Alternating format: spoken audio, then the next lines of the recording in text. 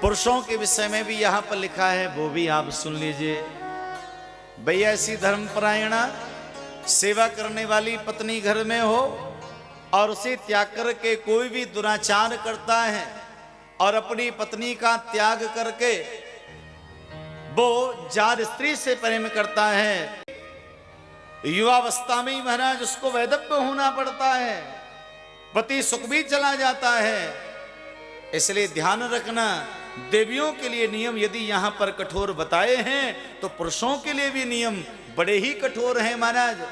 अब बताओ, व्यभिचार करने वाले पुरुष को मरने के बाद में 100 जन्म तक स्त्री बनना पड़ता है और 100 जन्म तक लगातार युवावस्था में वैधव्य होना पड़ता है उसको। इसलिए याद रखो भैया, ये कथा हमारे लिए मार्गदर्शन कर रही है। एक छोटा सा प्रसंग मुझे याद आ रहा है, जब सीता मैया को राम जी ने वन के लिए भेज दिया, सीता मैया वन के लिए जब गई, वनवास हो गए, धोबी की बातों में आकर के तो कोल भिलनियों ने सीता मैया को घेर लिया।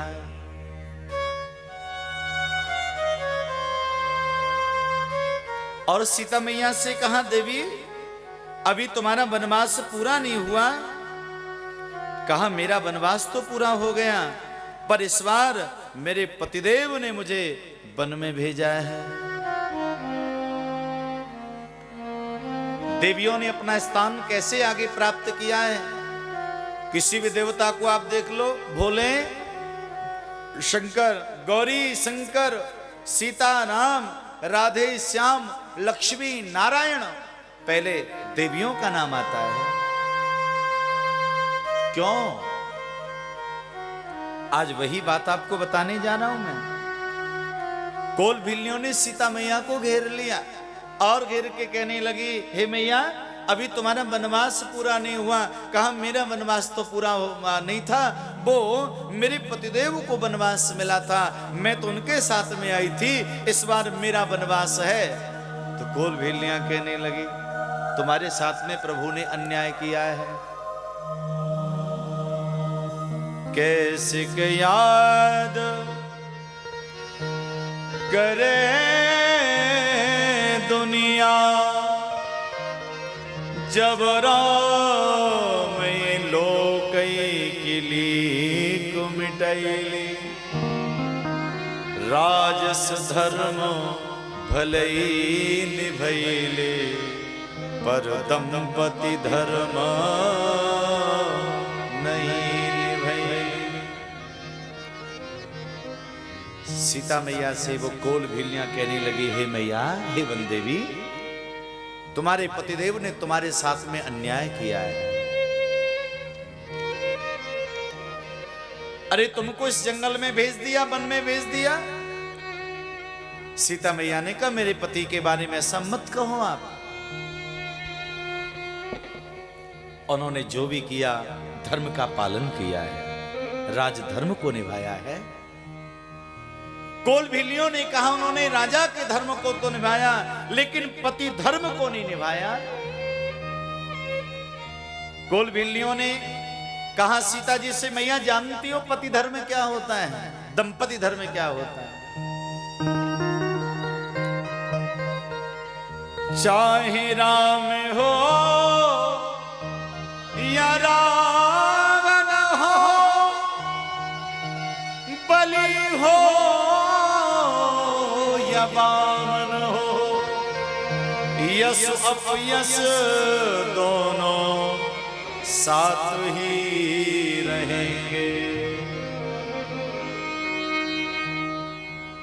कहा, देखो जब राम जी को वनवास हुआ, ओ बन गईले तो तू बन गईली। जब राम जी को वनवास हुआ तो तुमको नहीं हुआ लेकिन तुम गई, और अब तुमको वनवास हुआ है तो राम जी को आना चाहिए था लेकिन वो नहीं आए, इसलिए राम जी ने तुम्हारे साथ धोखा किया है। लेकिन मैया सीता अपने पति राघव के विषय में मानने को तैयार नहीं, तो कौन निर्णय करेगा किसकी बात सत्य है? कोलभिलियां राम जी को गलत मान रही हैं और सीता मैया सही मान रही हैं। कहा गुरु जी के पास में चलो। वाल्मीकि मुनि के पास में प्रणाम करके कहा गुरु जी आप बताओ राम जी ने अच्छा किया?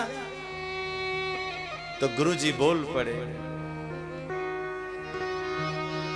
चाहे राम हो चाहे रावण हो, बलि हो या वामन हो, यश अपयश सब साथ में रहेंगे। कौन बड़ा है कौन छोटा है, किसकी गलती है किसकी नहीं है, ये तो मैं कुछ कहूंगा नहीं, लेकिन अब जो मैं बताने जा रहा हूं वो आप ध्यान पूर्वक सुन लीजिए। जब जब चर्चा चलेगी श्री राम की, श्री सीता जी की तुलना में तृण समान ही रहेंगे। जब श्री राम और सीता जी की महाराज संपन्नता को, उनके त्याग को, उनके समर्पण को, उनकी दिव्यता को जब एक तराजू के दोनों पड़ले में रखा जाएगा तो सीता जी के सामने राघव का जो यश है वो तिनके के समान रहेगा। राम जी को वनवास हुआ था ना, और राम जी आगे आगे चले, आगे आगे राम पीछे पीछे सिया चली, लेकिन अब आगे आगे सिए राम पीछे ही रहेंगे। राम सीता कोई ना कहेंगे, सब सीताराम सीताराम सीताराम ही कहेंगे। हे देवियों, हे जनक नंदिनी, हे जनक दुलारी, मैं तो इतना ही कहूंगा कि आज के बाद में कोई राम सीता नहीं कहेगा, आज के बाद में लोग सीताराम ही कहेंगे। तुमने अपने त्याग से, तुमने अपने समर्पण से, तुमने अपनी सेवा से स्थान इतना ऊंचा प्राप्त कर लिया है देवी।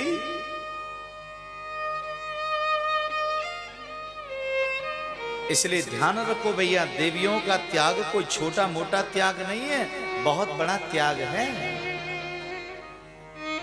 और मैं उन पतियों को कहना चाहूंगा, उन समाज के लोगों को कहना चाहूंगा, जो देवी अपने माता पिता को, अपने परिवारीजनों को, अपने गोत्र को सर्वस्व त्याग करके यदि तुम्हारे घर में, तुम्हारे परिवार में आई हैं,